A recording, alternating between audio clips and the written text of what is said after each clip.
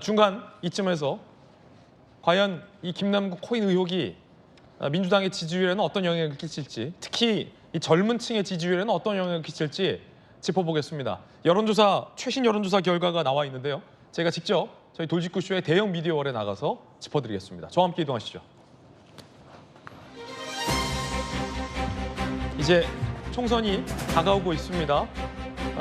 저희 대형 미디어월이 이제 바빠질 시즌이 다가오고 있는 겁니다. 그래서 지지율 몇 가지 준비했습니다. 먼저 첫 번째로 대통령의 지지율부터 대형 미디어월에서 짚어드리겠습니다. 잠시 후에도 저희가 이야기 나눠보겠습니다만 대통령의 외교 일정이 참 촘촘하고 빽빽하죠. 외교 순방 중인 윤석열 대통령의 지지율은 오르고 있습니다.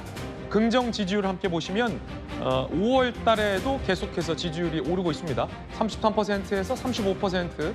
지금 이제 6월을 다가가고 있는데 37%, 30%대 후반까지 이 한국갤럽의 지지율은 오르고 있습니다. 다른 여론조사도 대통령의 지지율이 상승을 하고 있는 여론조사가 많습니다. 반면 이 부정 지지율은 떨어지고 있습니다.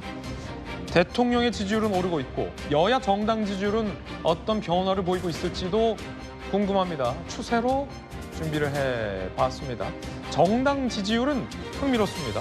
갤럽의 정당 지지율을 보면 민주당의 지지율은 요 이전에는 민주당의 지지율이 떨어졌습니다. 돈봉투 의혹 때는 떨어졌는데 지금 돈봉투 의혹 플러스 김남국 코인 의혹이 본격화된 5월에는 32, 32, 33 민주당의 지지율은 유지가 되고 있습니다. 1%포인트 올랐다면 올랐다고 볼 수 있을까요?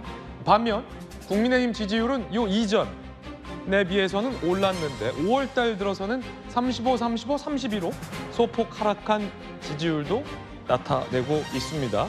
자, 그렇다면 민주당의 30대 지지율은 어떤 변화가 있을지가 사실은 오늘의 주제의식입니다. 함께 보시죠.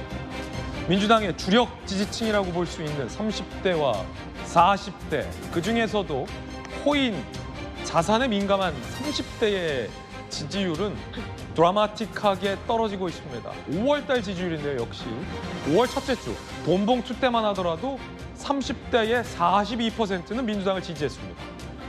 그 돈봉투 의혹이 난리가 났었을 때만 하더라도.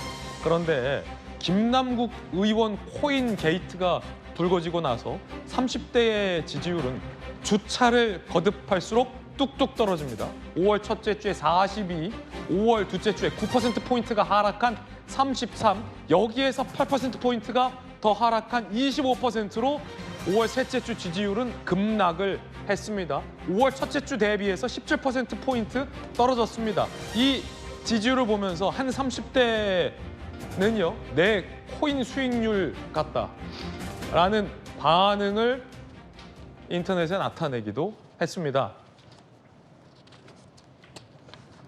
김수경 교수님, 30대들이 김남국 코인 의혹을 거치면서 민주당에 대단히 실망하고 있다. 이런 해석입니까? 어쩌면 돈봉투 의혹보다도 더 실망한 게 아마 이 김남국의 코인 게이트일 텐데요. 돈봉투에도 불구하고 30대의 지지율은 42% 견고했어요.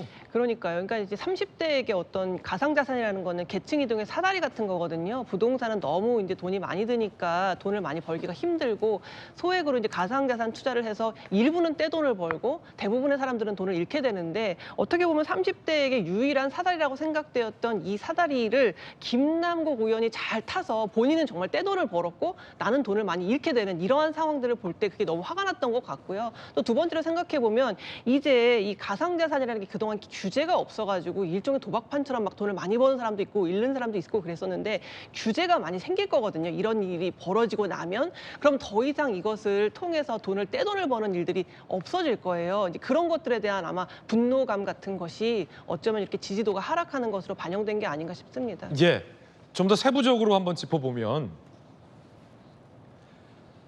김남국 의원의 코인 의혹이 불거지고 나서는 9%포인트 떨어진 한 33%였어요. 그런데 민주당 지도부의 미온적인 대응 논란이 불거졌어요. 민주당의 지도부에서 마땅한 대책을 내놓지 못하는 사이에 한 주 더 시간이 흘렀고 지지율은 지금 20%대로 30대의 지지율이 이제 주저앉는데 영향을 끼친 것이 아니냐. 결국에는 김남구인 이 사이에 뭐 가평휴게소 가고 실종되고 코인 매각한다 해놓고 매각하지 않고 지도부에서 윤리위에 제소하느니 마느니 누가 뺐니 안 뺐니 했던 논란이 불거지면서 시간이 좀 더 많이 지체가 됐는데 그 사이에 전재수 의원님 지지율이 지금 30대 지지율은 더 떨어진 게 아니냐. 어떻게 보십니까? 그러니까 지금 이 30대 지지율은 눈에 띌 만큼 빠졌지 않습니까? 근데 전체 지지율은 오히려 정체 내지 소폭 올랐거든요.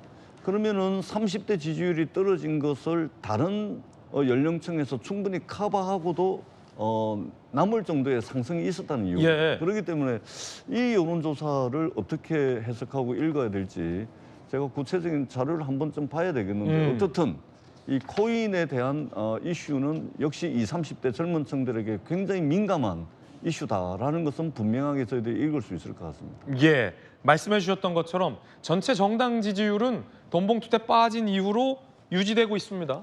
30대는 많이 떨어졌는데 다른 연령층에서 민주당에게 더 지지를 보낸 건 아니냐. 그렇기 때문에 민주당 내부에서도 이걸 두고 이래저래 해석이 많습니다. 오히려 잘 됐다라는 반응도 있고 아니다, 위기다라는 반응도 있습니다. 그 가운데 양이원영 의원이 지난 19일 김남국 의원을 이렇게 옹호했는데요. 들어보시죠.